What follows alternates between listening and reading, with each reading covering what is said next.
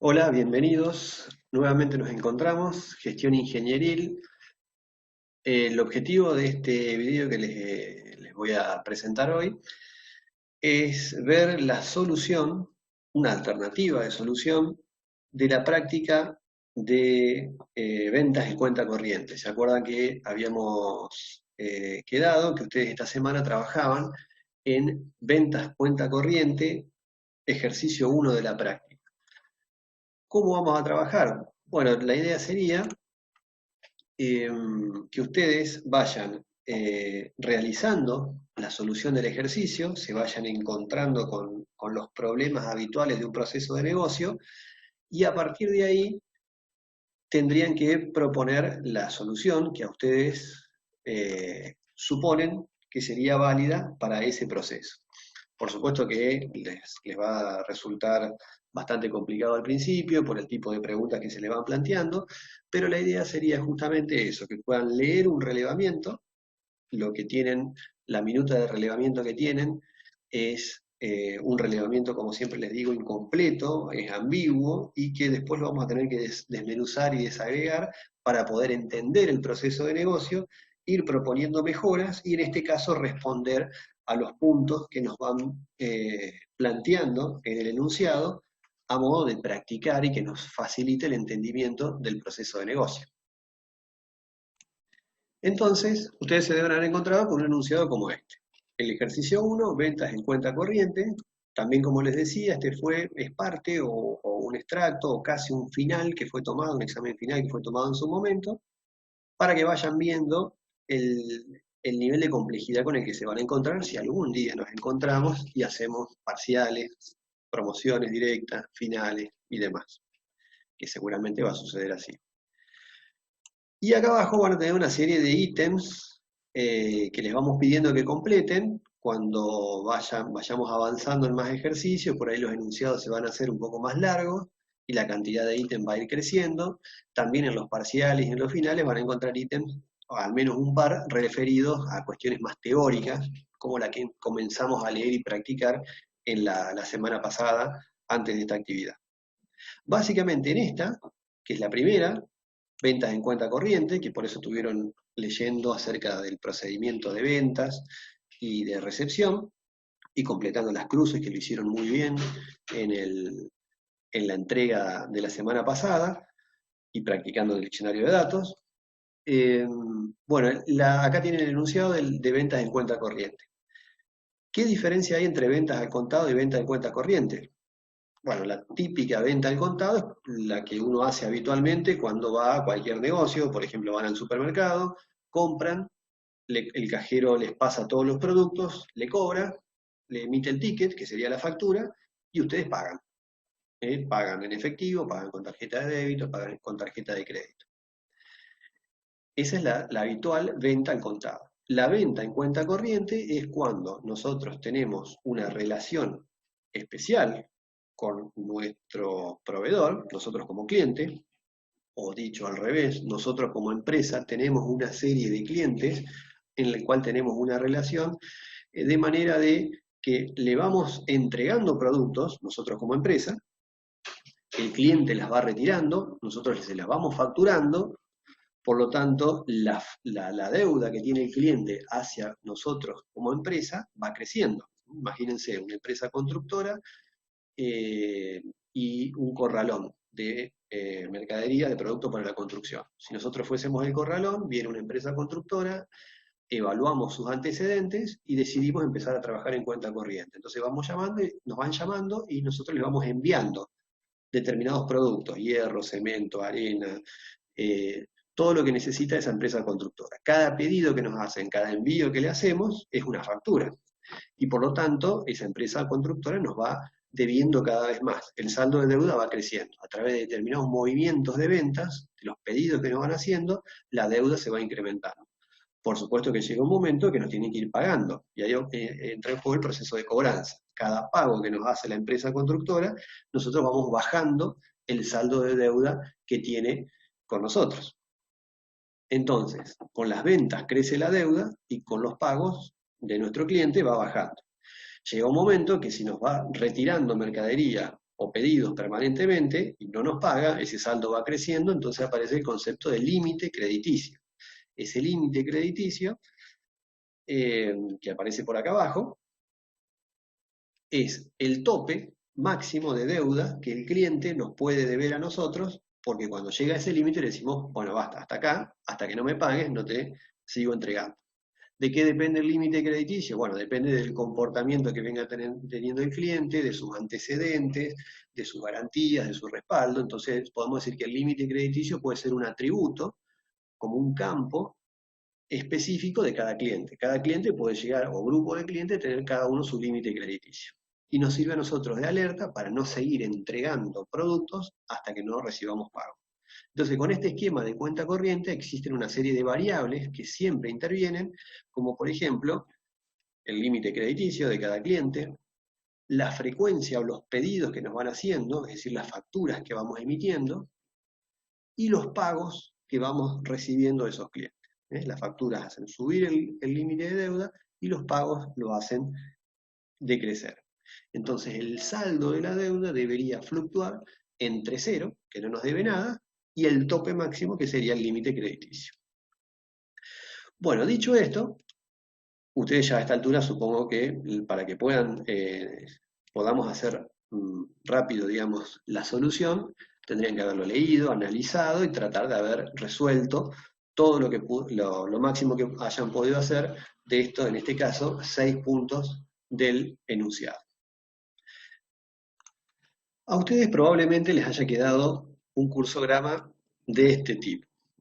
Como mínimo deben haber detectado en los sectores intervinientes de este proceso de negocio a recepción, créditos y el departamento contable. Entonces recuerden que un proceso de negocio es una serie de actividades que se van ejecutando para lograr un objetivo.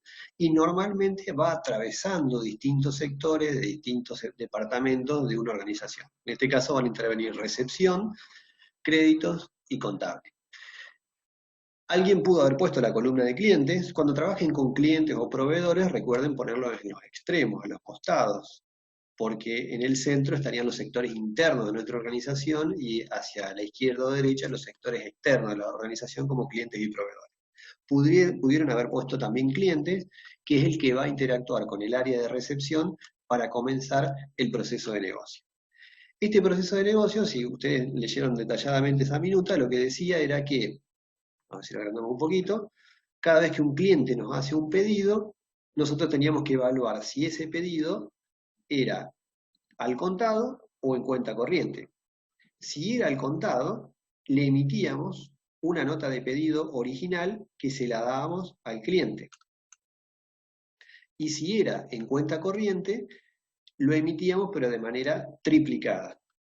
El triplicado lo guardábamos de manera provisoria.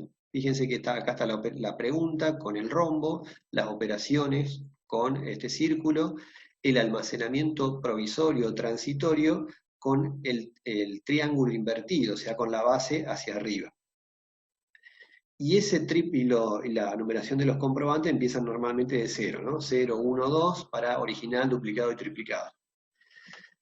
Bueno, esta parte que está acá lo hacíamos, pero previo a analizar el cliente. O sea, que cuando un cliente llegaba al área de recepción a hacer un pedido, nos informaba lo que necesitaba, o sea, qué es lo que quiere comprar, lo evaluábamos, ahí decía que había un archivo de consulta interna propia de recepción, bueno, podemos suponer que es el archivo de clientes, fíjense que la línea de puntos va desde el archivo hacia el proceso de consulta. Acá habitualmente también lo podríamos anotar como un círculo, o sea, podrían tener el control de la consulta y este círculo así. Quiere decir que estamos haciendo, consultándolo al cliente y además controlando a ver si existe o no.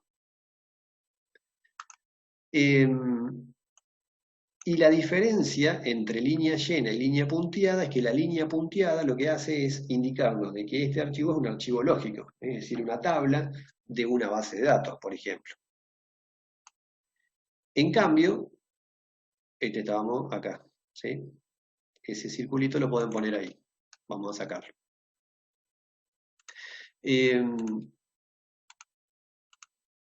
Cuando la línea es llena, si tuviesen una línea llena, significa que el archivo es físico, ¿eh? Estoy extrayendo de una carpeta o de algún fichero un comprobante físico. Esa es la diferencia entre la línea punteada y la línea llena. Con eso distinguimos el tipo de almacenamiento. En este caso, como clientes asumimos que en un archivo lógico viene la línea punteada. Y el orden, el sentido de la flecha es cuando va desde el archivo hacia el proceso, quiere decir que estamos consultando, extrayendo información. Para los que dieron gestión de datos sería como una especie de select, porque esto lo podemos asumir como una tabla de una base de datos. En este caso, cuando la línea punteada va desde el proceso hacia el archivo, lo que estamos haciendo es agregando información o modificando información. O sea, podríamos decir que la línea punteada hacia el archivo lógico sería el equivalente al insert, al update o al delete de SQL, y la línea punteada desde el archivo hacia el proceso sería el equivalente a un select, a una extracción de información, en términos de gestión de datos o base de datos. El que no vive gestión de datos todavía no se preocupe, pero bueno, ese es el concepto. Lo que tenemos que hacer cuando viene el pedido del cliente, lo primero que se hace en este proceso es analizarlo. Si es, preguntamos si es cliente nuevo. Si no es un cliente nuevo, seguimos con la operación habitual, venimos por este lado. Si llega a ser un cliente nuevo, o sea, es la primera vez que interactúa con nuestra organización, lo que tenemos que hacer es registrarlo como cliente. Entonces, acá una buena medida, un buen método como para ir resolviendo este ejercicio es que ustedes vayan poniendo el diccionario de datos de los archivos lógicos que van encontrando, aunque no se los pida en el enunciado. Vieron que acá en el enunciado, si ustedes recorren los pedidos que hay desde el 1 al 6, no les dice, decime cuál es el contenido del archivo de cliente, pero a nosotros nos va a servir para después verificar la consistencia del proceso, para ver si está completo o no. Entonces vamos a poner por acá archivos lógicos, entidades, para nosotros son sinónimos, y podemos describir el diccionario de datos. Por ahora el que tenemos es de clientes, y para nosotros clientes lo podemos poner, por ejemplo, tenemos que imaginarnos cuál es el diseño del registro, qué datos guardaríamos de cada uno de los clientes. Podemos tener el número del cliente, podemos tener los datos del cliente, como una estructura, que después la definimos genéricamente para usarla no solo en las entidades, sino en los reportes o en los comprobantes. Y después le completamos algún atributo más que va a surgir cuando lo empecemos a analizar, que como mínimo es uno, que ya les dije, que algunos ya se deben dar cuenta, que es un atributo importante si trabajamos con un sistema de cuenta corriente. ¿Qué datos tenemos que saber que nos tiene que ir dando cuenta de que si este cliente viene teniendo un buen comportamiento o no? Bueno, ya que está se los digo, así no hacemos tanto misterio, que sería el límite de crédito. Cada cliente va a tener un límite de crédito. Este es un campo, sería numérico, ¿no? Un importe tope hasta donde, cuando el volumen de las facturas menos los pagos, o sea, la deuda que vamos teniendo del cliente se acerca a este límite, lo tenemos que frenar. Esto sería como mínimo. Ahora vamos a ver adentro la estructura de datos clientes. Acuérdense que cada vez que definen una estructura, tienen que poner el contenido. Bueno, como mínimo este sería el contenido de la entidad lógica o del archivo de clientes que aparece que lo encontramos acá al principio del cursograma.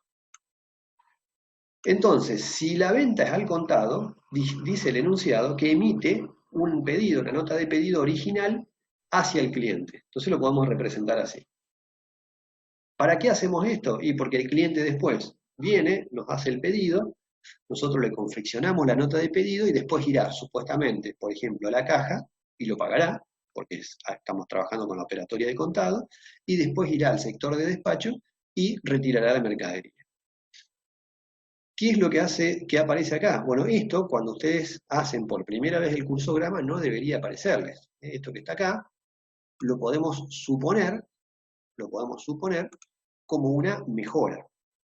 Este duplicado del pedido y este almacenamiento. ¿Cómo vamos a trabajar? Bueno, ustedes tienen que hacer siempre el cursograma siguiendo el enunciado o la narrativa, o sea, cómo trabaja actualmente el proceso de negocio. Después viene una segunda etapa, que es proponer mejoras, optimizaciones al proceso. Entonces haríamos una copia del cursograma, pero agregándole lo que nosotros mejoraríamos. Es decir, que esta sería la segunda versión, agregándole esto, porque en el enunciado no dice que actualmente lo que hacen es una copia de la nota de pedido cuando la venta es al contado. ¿Y por qué esto sería una mejora?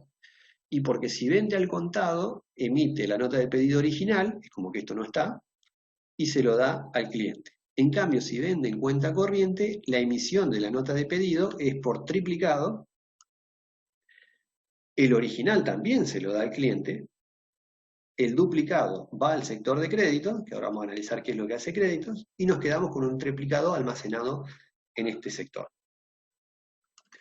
Ahora, si alguien viene y nos pregunta, bueno, ¿cuántos pedidos tuviste en el área de recepción de parte de los clientes? Nosotros, al no almacenar esta y quedarnos con un duplicado, podríamos decir, bueno, recorremos este archivo, que es un archivo físico, tomamos las notas de pedidos que tenemos guardadas y podríamos decir, y en cuenta corriente nos pidieron tanta cantidad, por día, por semana o por mes. ¿Y al contado? Ah, no sé, no podemos saberlo. Y si hay un conflicto entre la caja o el cliente y nos piden a la recepción cómo fue el pedido realmente, ¿vos tenés la copia? Tampoco la tenemos. O sea que cada vez que emitimos un comprobante original, se lo damos al cliente para que siga el proceso de negocio, su curso, en este caso de contado, nunca en el área de recepción nos va a quedar un respaldo de qué emisión hubo y qué es lo que realmente nos pidió el cliente. Entonces una mejora sería tener este duplicado acá. Que lo que podríamos hacer es también directamente guardarlo, esperen un poquito, acá, directamente lo podemos guardar acá, ¿sí? En esa flechita, acá. O sea, generamos un duplicado como una propuesta de mejora, este que está acá, es nuevo, y ese duplicado lo guardamos en la nota de pedido. O sea que en el área de recepción, lo que vamos a tener, si miran para acá arriba, en esta área de recepción, es en el archivo físico de notas de pedido los triplicados de las notas de pedidos emitidas en cuenta corriente y los duplicados de las notas de pedido emitidas al contado. Pero tendríamos guardado todas. Entonces, siguiendo con esto, entonces, así como analizamos el diccionario de datos de las entidades lógicas, en este caso la única que encontramos hasta ahora que es de clientes, podríamos, a medida que aparecen los comprobantes, también ir poniendo su contenido. Podemos poner el contenido de la nota de pedido. Indirectamente estaríamos definiendo el contenido del archivo físico, notas de pedido, porque este archivo físico no es más que una colección y un conjunto de notas de pedidos individuales, que ya dijimos como mejora de contado o de cuenta corriente. Y de paso, hacemos el diccionario de datos de la nota de pedido, trabajamos ya con el punto 2, que nos dicen los datos mínimos y necesarios de los pedidos de los clientes. Dicho de otra manera, ¿qué habría adentro de esa nota de pedido? ¿Qué herramienta de especificación formal podemos usar? Y la que estuvieron practicando, que es el diccionario de datos. Entonces, podríamos suponer, ya esto no es un archivo lógico o una entidad, entonces vamos acá en el enunciado, el punto 1 es el que estamos haciendo, el cursograma. Podríamos suponer que la nota de pedido, ¿qué datos pueden tener adentro? Ustedes imagínense una nota de pedido cualquiera, siempre va a tener un número de pedido, normalmente secuencial. Cuando se emitió la nota de pedido, o sea, la fecha de la nota de pedido, va a tener los datos del cliente, o sea, quién es el cliente que nos está pidiendo. Esto es un formulario impreso, por eso van a aparecer la mayoría de los datos del cliente. Si tuviésemos que guardarlo lógicamente, ya al tener un archivo de clientes, con guardar acá el número de cliente sería suficiente. Pero como estamos especificando el comprobante nota de pedido van a aparecer todos los datos del cliente impresos. ¿Y qué nos va a pedir un cliente? Y normalmente muchas, entre 1 y n, porque no sabemos cuántos, productos. Y ahí podemos poner el código del producto y la descripción del producto. Puede haber un precio en la nota de pedido, puede ser que no, lo podemos poner entre paréntesis o puede no estar directamente. Eso es indistinto, o sea, no necesariamente cuando el cliente hace el pedido, el precio tiene que estar. Y si no lo dejan, lo pueden poner entre paréntesis, que significa que puede estar o no el precio. Ahora, si dijimos que como mejora en la nota de pedido vamos a guardar tanto los pedidos de contado como de cuenta corriente, entonces un atributo importante que debería estar en la nota de pedido sería el tipo de operación. Fíjense que acá como datos de cliente lo puse como estructura y el tipo de operación como elemento discreto. ¿Cuál sería los datos de cliente como estructura? Que ya aparecían también en el archivo de clientes. Bueno, una estructura podría ser el quit, la razón social, domicilio, teléfono, mail. Serían los atributos mínimos que podríamos guardar de un cliente. Y como elemento discreto, el tipo de operación, que para nosotros, si tendríamos que distinguir una nota de pedido de otra, más allá del número y de la fecha y demás, tendríamos que distinguirlos de qué tipo. Y si fue una nota de pedido de contado o fue una nota de pedido en cuenta corriente. Entonces, son dos valores específicos que debería tener esa nota de pedido. Lo podemos especificar a través justamente de un elemento discreto, que es cuando toma valores puntuales o discretos y que son relevantes para el proceso de negocio. Entonces, al tipo de operación le podríamos poner, por ejemplo, como elemento discreto, que fue una venta o un pedido al contado o fue un pedido en crédito. ¿Sí? Bueno, ese sería el diccionario de datos de una nota de pedido con la definición siempre de su estructura y de su elemento discreto o los que haya o lo que vayamos especificando. Bueno, entonces pasamos al sector de créditos. Viene el duplicado de la nota de pedido a créditos. ¿Qué tiene que hacer crédito? Bueno, analizar si se puede aceptar o no ese pedido en cuenta corriente del cliente. Recordemos que el cliente puede ser un cliente habitual o también puede ser la primera vez que está haciendo el pedido en cuenta corriente y que vino por este caminito.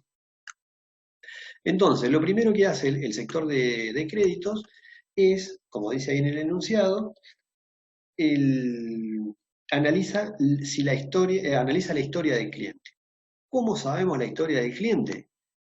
Bueno, lo que dijimos antes, la cantidad de veces que nos va pidiendo, o sea, las facturas que vamos emitiéndole y las cobranzas que le vamos realizando, o sea, los pagos que nos va haciendo el cliente a nosotros. Y de esa manera vamos viendo el saldo que tiene.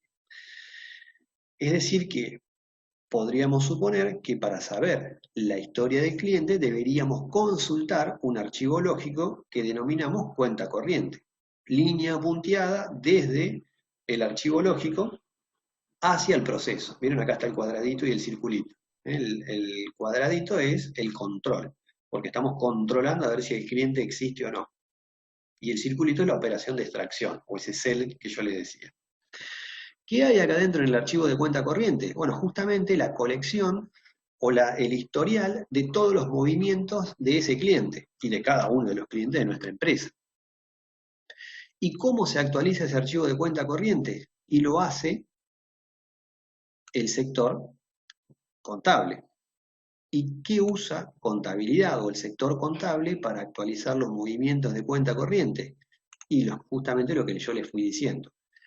Las facturas que le vamos emitiendo y las cobranzas que vamos haciéndole al cliente, o sea, los pagos que el cliente hace hacia nosotros. También se pueden suponer notas de débito y notas de créditos. Las notas de débito y las notas de crédito son comprobantes legales, formales y fiscales equivalentes a una factura, pero ocurren cuando hecho una factura, volviendo al ejemplo del corralón, supongamos que le enviamos un pedido de cemento, piedra, arena, hierro, le facturamos, le mandamos el remito y la factura y le subimos la deuda de cuenta corriente. Pero cuando llega el pedido al cliente, tiene, por ejemplo, 2 bolsas de cemento rotas. Eso es producto de una devolución, porque no lo va a aceptar. Entonces, de esa manera le tenemos que hacer al cliente una nota de crédito. La nota de crédito descuenta el monto original de la factura. Y la nota de débito es la inversa. Incrementa la factura original. O sea, van anexados créditos y débitos, son movimientos complementarios a una factura. La nota de crédito baja el monto de la factura y la nota de débito la aumenta. Y más allá de esos 3 comprobantes, después por otro lado tenemos los pagos realmente realizados por el cliente hacia nuestra empresa. Entonces, si tuviésemos que, ya que está, fíjense la pregunta, por acá había una, el 5, saltamos al 5. La documentación mínima y necesaria para que contable ejecute ese operatorio. ¿Qué es lo que está diciendo en el punto 5? Bueno, ¿qué documentación necesita recibir contabilidad para llevar actualizado el almacén lógico de cuentas corrientes? O sea que como mínimo necesitaría, vamos a escribirlo acá, así ya le queda, el ejercicio, el punto 5 del ejercicio, ¿qué necesitaría? Y por un lado, las facturas emitidas. ¿Sí? Las facturas que le emitimos por las ventas a nuestros clientes. Necesita saber eso. Eso, cada movimiento de estos de facturación hace que el cliente nos deba cada vez más, incrementa el saldo de deuda. Por otro lado, como comprobante, necesita recibir del área de cobranza, que eso después lo vamos a analizar en el libro de sistemas administrativos, los recibos emitidos por el área de cobranzas, que le efectuados al cliente o a los clientes. ¿Cuándo emitimos un recibo? Y cuando el cliente recibe la factura o va recibiendo determinadas facturas a medida que nos va pidiendo y después nos paga. Por cada pago le tenemos que emitir un recibo y decir, bueno, qué facturas va saldando. Y lo que les decía, notas de débito, esto es un complemento, pero lo más importante es que sean las facturas y los recibos para ir llevando bien el saldo. Y notas de crédito. Con eso, contabilidad, este sector contable, puede llevar semanalmente, esta es la operación, este símbolo es el de demora, o sea, el sector contable, acá arrancamos con un proceso indefinido, no representado, y lo que estamos queriendo decir es que con una determinada frecuencia, en este caso semanal, lo que hace es recibir todos estos comprobantes y una vez a la semana, de todo lo recibido, actualiza el almacén de cuentas corrientes. Esta parte que está acá podría no estar porque ya lo estamos usando. El de contabilidad actualizando el almacén y el área de créditos consultándolo. Pero bueno, está puesto 2 veces, no hay problema. ¿Está claro? Eso es lo que hace la operatoria del sector contable.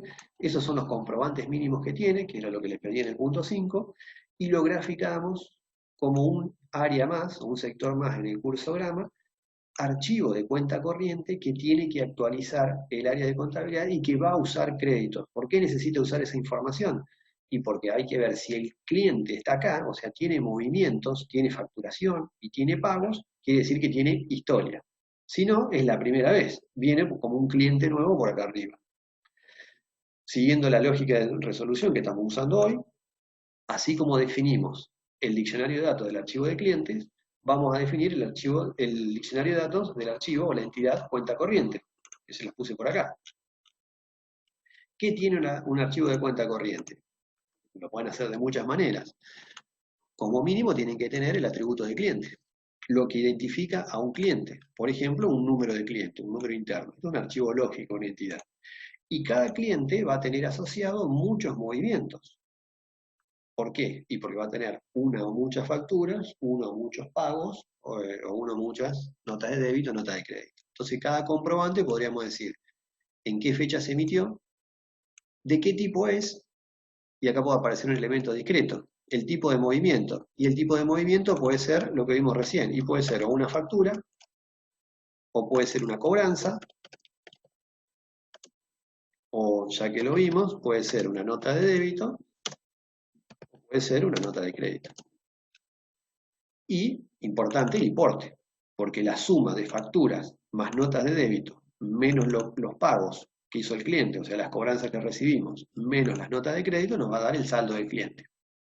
Podríamos poner acá otro atributo que sea el número de comprobante, para que nos quede guardado en esta entidad lógica cuál fue la factura, el recibo, la nota de débito, nota de crédito, para ir a buscarlas en otro lado. O sea, fuera del alcance de nuestro proceso de negocio, pero eso nos va a dar trazabilidad. Con este numerito de acá podemos saber cuál fue el origen de este movimiento que estamos poniendo. Lo ponemos entre llaves porque para un cliente hay muchos, o puede llegar a haber muchos movimientos, de muchas facturas, cobranzas, débitos, créditos. Y no ponemos las llaves externamente porque siempre asumimos que en cada archivo lógico va a haber muchos de estos registros. O sea, va a haber muchos clientes y por cada cliente vamos a tener muchos comprobantes con sus movimientos de un determinado tipo y su importe.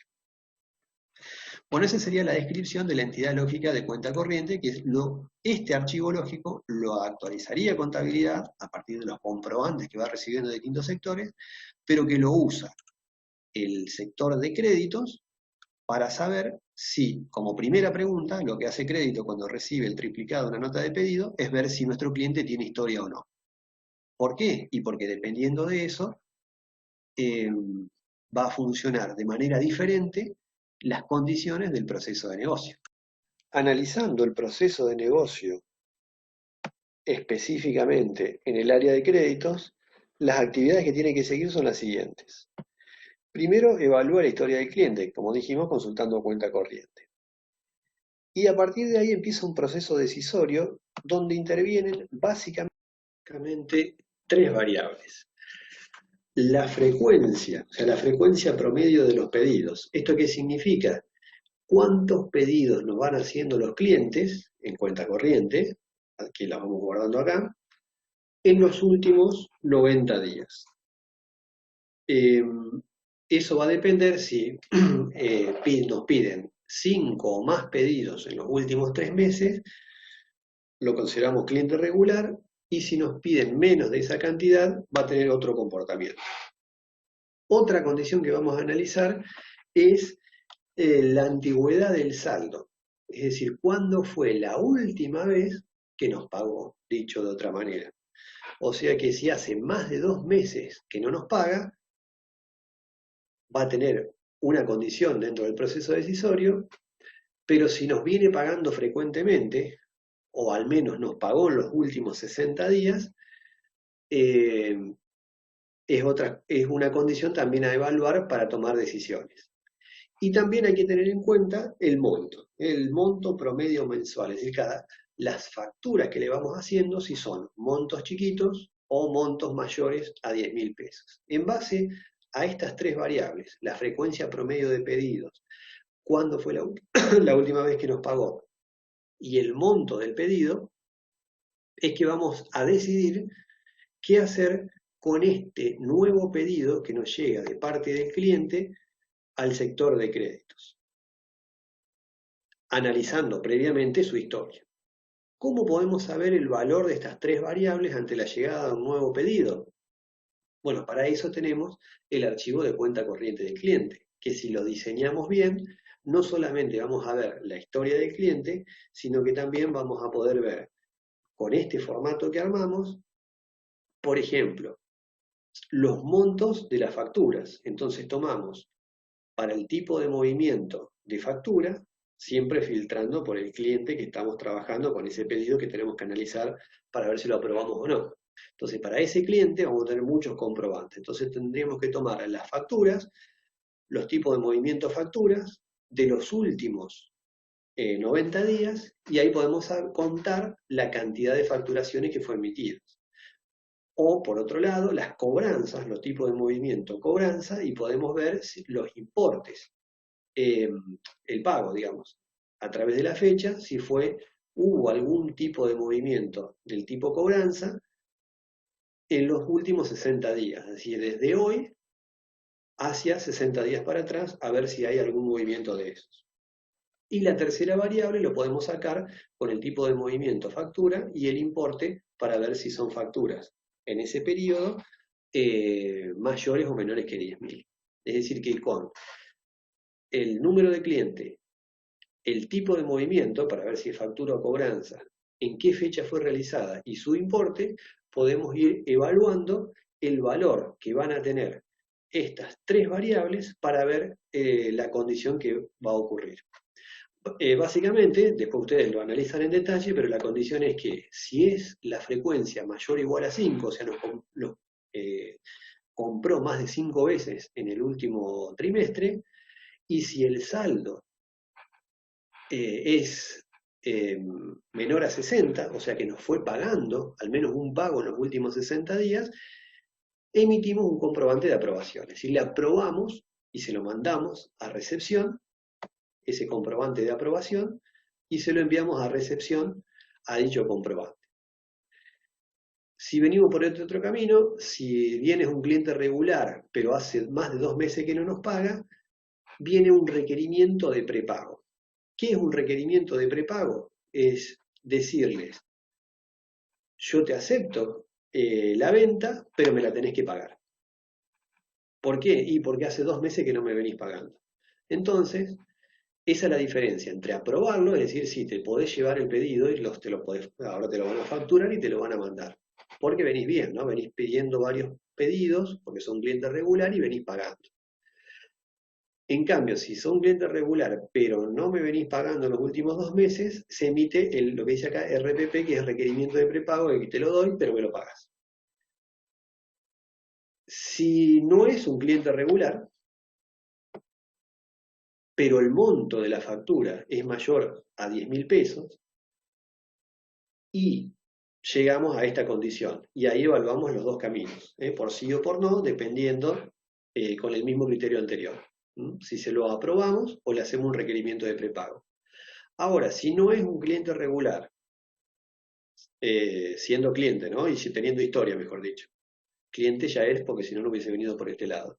Teniendo historia, ya teniendo movimiento en nuestra cuenta corriente, no es regular y encima nos pide una factura chiquitita, se la rechazamos. Y todo eso se lo vamos informando a el área de recepción. Y la otra condición que nos queda es si no tiene historia, o sea, es la primera vez que este cliente actúa en cuenta corriente. Entonces crédito dice, ¿qué hacemos con este nuevo cliente? Bueno, le generamos un primer movimiento, o sea, le aceptamos la factura, le vamos a generar le aceptamos el pedido para que le generen su factura y su envío, pero me lo tenés que pagar. Por ser la primera vez, es como este camino de acá. Hay un requerimiento de prepago. Por ser la primera vez, te lo llevas, pero pagándolo. Cuando venga un segundo pedido del cliente, de ese mismo cliente que hoy entró por primera vez, ante un segundo pedido ya no va a ser un cliente nuevo, va a venir por este lado, va a ser una llegada de un pedido de tipo nota de pedido en cuenta corriente, se va a almacenar el triplicado, va a venir acá el duplicado, va a analizar el historial y se supone que esa aprobación con requerimiento de prepago que fue originalmente por acá, ya contabilidad registró todos sus comprobantes, o sea, porque va a registrar la factura emitida y probablemente el pago realizado. Entonces ya lo va a encontrar acá con historial y no va a venir por este camino la segunda vez que haga un pedido, sino que va a venir por este y ahí sí va a analizar, probablemente lo va a encontrar con poca frecuencia y si dependiendo del monto, si un monto grande, pero como hace poquito pagó, es probable que le apruebe su segundo pedido, por ejemplo. Bueno, y así se va a dar cíclicamente para todos los clientes este proceso de negocio. ¿Qué es lo que aparece acá? Bueno, eso que aparece ahí no debería aparecerla en la primera versión del cursograma. ¿Sí? Ustedes tienen que siempre hacer un cursograma con lo que encuentran en el enunciado o en el relevamiento, en la minuta de relevamiento del proceso de negocio. Esto que aparece acá van a ser mejoras que le podemos ir produciendo al proceso.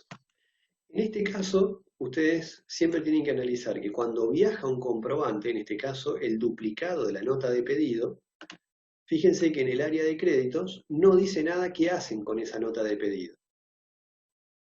Bueno, deberíamos, en esta nota de pedido, tener que, en este paso, en este y en este, marcar el resultado de lo que pasó con esa nota de pedido. Es decir, en la nota de pedido que nosotros nos vamos a quedar como área de créditos, tenemos que decir qué pasó, si la rechazamos, le dimos un requerimiento de prepago o la aprobamos. Y después de marcarla, en cualquiera de los 4 casos, de los 4 caminos posibles, pero son tres respuestas, o lo aprobamos, o lo rechazamos, o le damos requerimiento de prepago, las tenemos que guardar. Tenemos que guardar para que nos quede constancia de qué es lo que pasó con cada nota de pedido que nos llevó a nuestro sector y que por qué se aprobó, se rechazó o si hubo un requerimiento de prepago. O sea que en este paso no solamente hay que emitir la respuesta, sino que hay que marcar ese duplicado de nota de pedido que recibimos antes y guardarlo.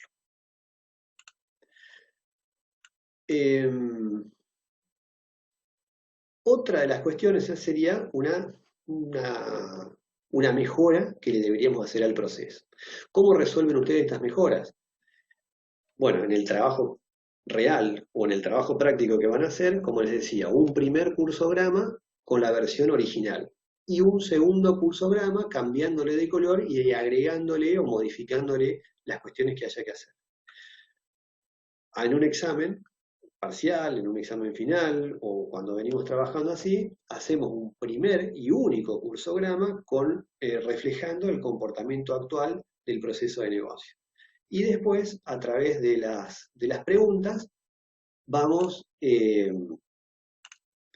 a responder las mejoras que nos van sugiriendo, ¿no? O sea, serían 2 comportamientos distintos. Una cosa es la realidad que va ocurriendo, que a través del trabajo práctico lo queremos reflejar así, o sea, en el trabajo práctico ustedes van a elegir una empresa, van a elegir un proceso de negocio, eso después lo vamos a ver en detalle, pero van a tener 2 cursogramas. Una primera versión con la representación actual del proceso y una segunda versión mejorada que es copiar el cursograma y haciéndole las mejoras o las optimizaciones como yo se las voy marcando en color.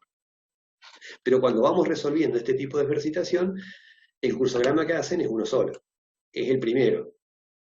Y después sí, vamos contestando estas preguntas y vamos sobre ese, le van marcando algunas mejoras, para no ser tan engorroso de que tengan que hacer 2 cursogramas.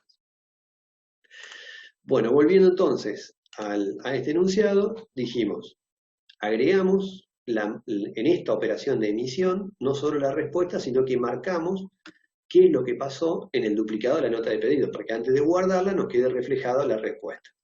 Y todo se lo mandamos a recepción. Bueno, acá tenemos un problema. ¿Qué va a pasar con recepción? O sea, ¿qué es lo que está pasando acá? Supuestamente recepción va a recibir por cada nota de pedido que envió a créditos o un rechazo o un requerimiento de prepago o una aprobación. Y supuestamente ese proceso de negocio termina ahí. Y eso sería una inconsistencia importante. ¿Por qué?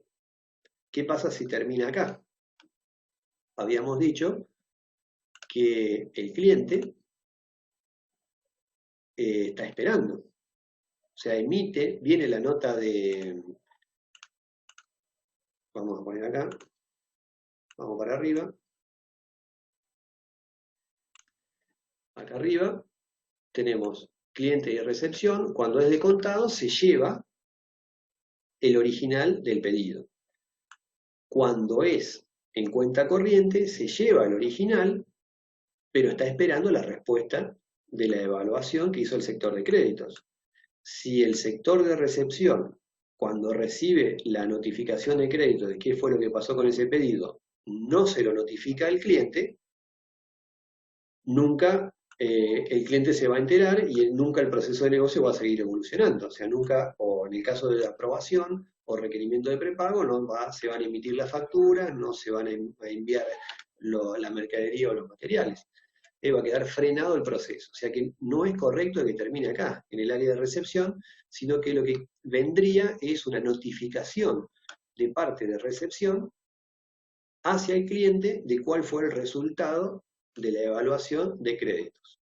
No solamente eso, sino que debería actualizarse y adjuntarse al pedido que tiene almacenado el área de recepción la respuesta de crédito. Así nos va quedando el legajo para cada cliente de cada uno de sus pedidos, cuál fue el resultado, si fue aprobado, si fue rechazado o un requerimiento de prepago. Eso lo podemos ver en la respuesta que teníamos por acá, el 6. Ya lo resolvemos entonces. Diseñar una política adecuada a ser aplicada por recepción con todas las comunicaciones que le son enviadas por créditos. Bueno, acá lo que hay que hacer es escribir, ¿no? Hay que decir que con todo lo que va recibiendo recepción de parte de créditos, lo que correspondería es que se lo comunique al cliente y que además adjunte esa respuesta a la nota de pedido, esta que teníamos acá, a la nota de pedido triplicado, adjunte el resultado de la respuesta del cliente, para que quede el legajo armado con el historial de cada uno de los pedidos. Eso es lo que se debería corresponder como respuesta en ese punto 6 que ustedes tienen ahí. Como ven, no necesariamente tienen que ir en secuencia, ¿no? Uno va, lee el enunciado, lo analiza, va armando el cursograma y a medida que va evolucionando va encontrando algunas inconsistencias y vamos resolviendo los puntos a medida que vamos entendiendo el problema, no necesariamente en este mismo orden.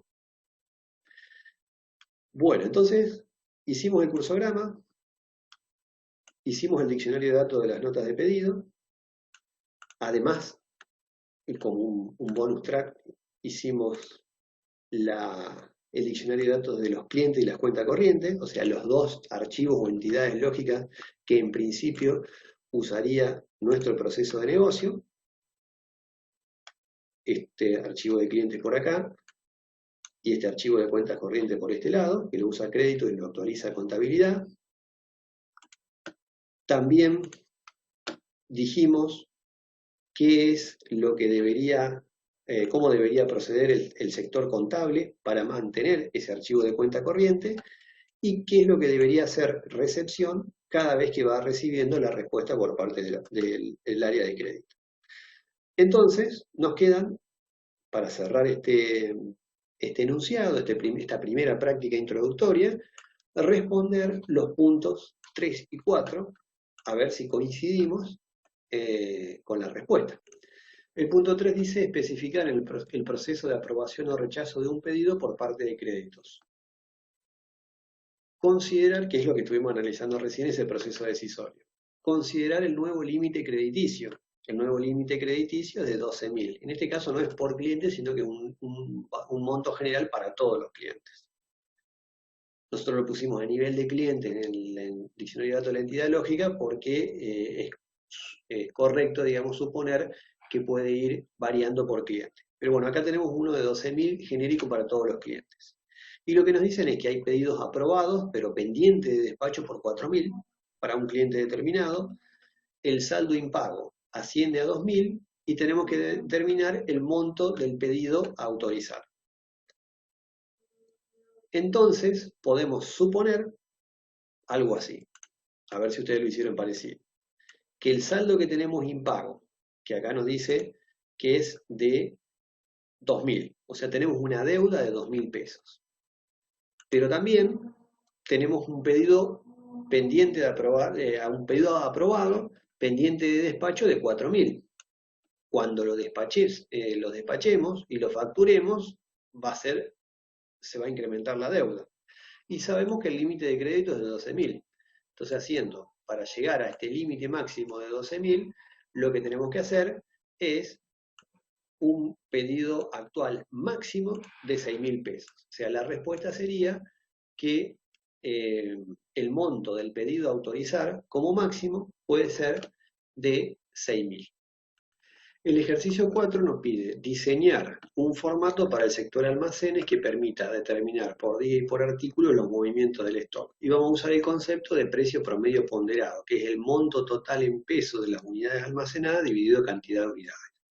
Este ejercicio, este ítem, no está relacionado con el proceso de negocio, directamente con el proceso de negocio que estamos analizando, sino que es un ítem más teórico, más de poner en práctica el concepto de precio promedio ponderado, que lo podemos llegar a utilizar más adelante.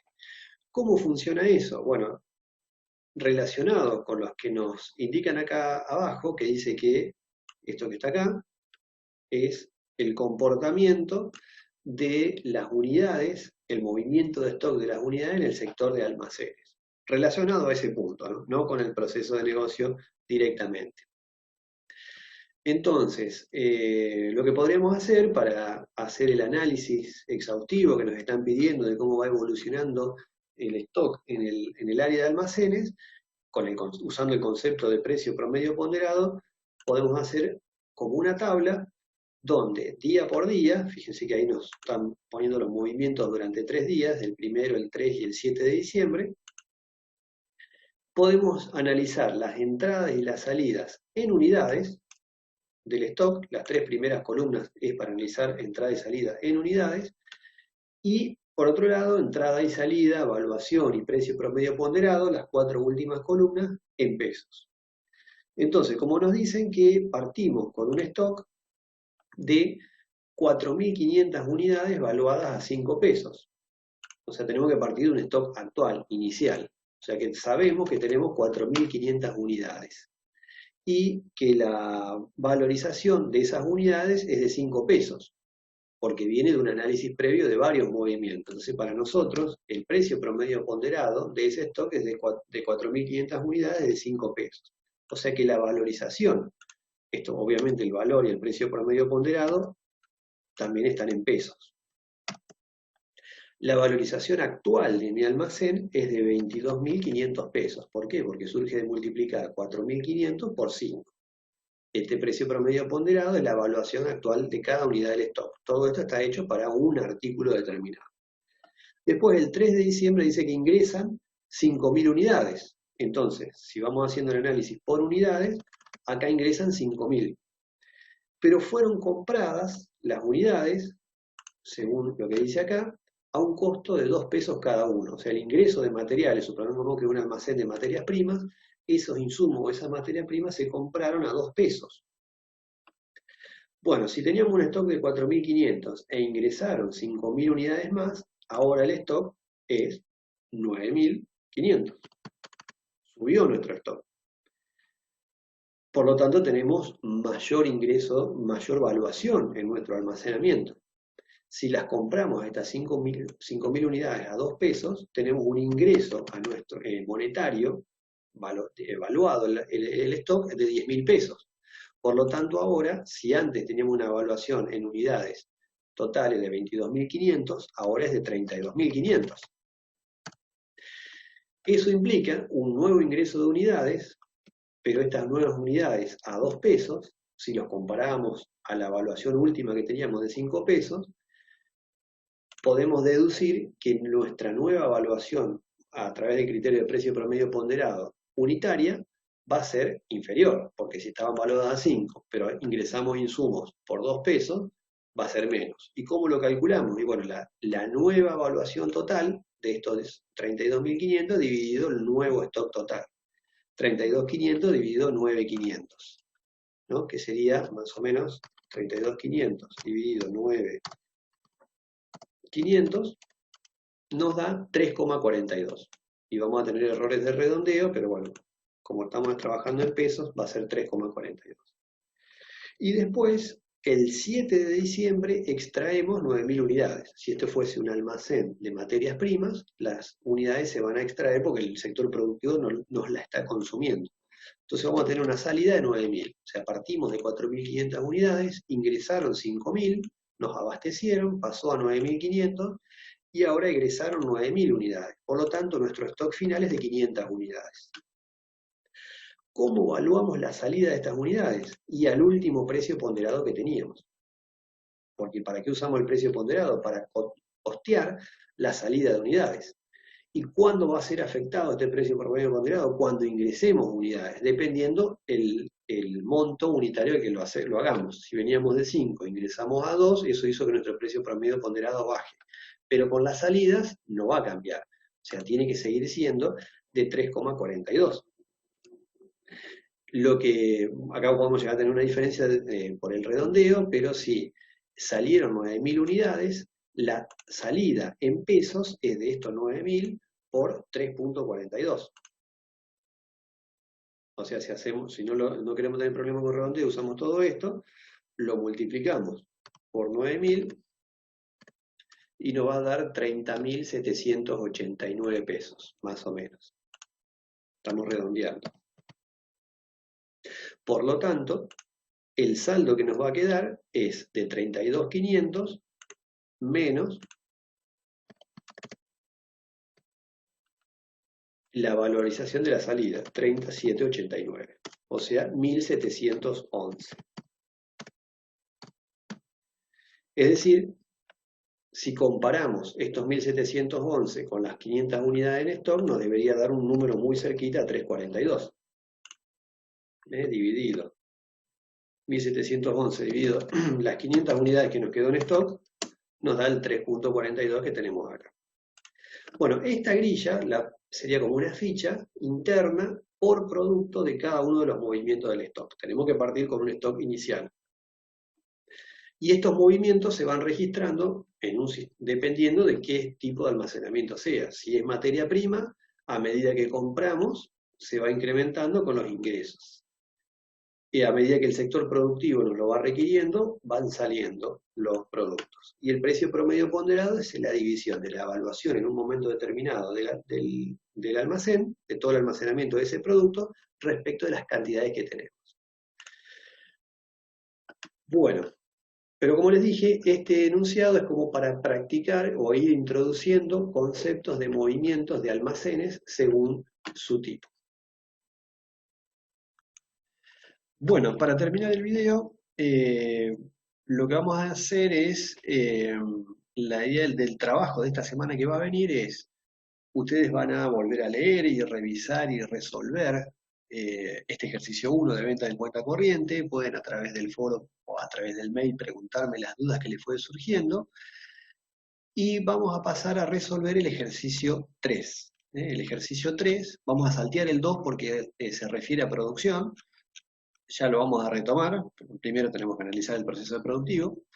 Entonces van a hacer el ejercicio 3 de gestión de insumos. También se refiere a ventas, a facturación y a cobranza. O sea, estamos trabajando del lado de la distribución y relacionado con el cliente, cuyos procesos de negocio o administrativos ya los vieron y ya los leyeron del apunte. Entonces, ¿cómo vamos a trabajar? También con el concepto de clase invertida. Ustedes lo van a leer este enunciado, lo van a intentar resolver, previo análisis y discusión del mismo, y el martes que viene les subo un video con la solución. Y ahí podemos comparar, cotejar las alternativas de solución, las mejoras que encontramos, y luego vamos a proseguir con otros procesos de negocio, es decir, otros sistemas administrativos, pero por ahora la tarea para esta semana que viene es darle un cierre, que ustedes le hagan un cierre a este ejercicio 1, se saquen las dudas que les haya quedado y trabajen con el ejercicio 3. El 3 es gestión de insumos. No es una tarea entregable a través del aula virtual, sino que vamos a trabajar, como les decía, con el concepto de aula invertida. Ustedes lo trabajan, lo analizan, lo hacen, y yo les mando la solución y ahí comparamos. Ya van a venir actividades donde ustedes van a poder y van a tener que hacer en entregas formales. Bueno, por ahora nada más, nos vemos la semana que viene.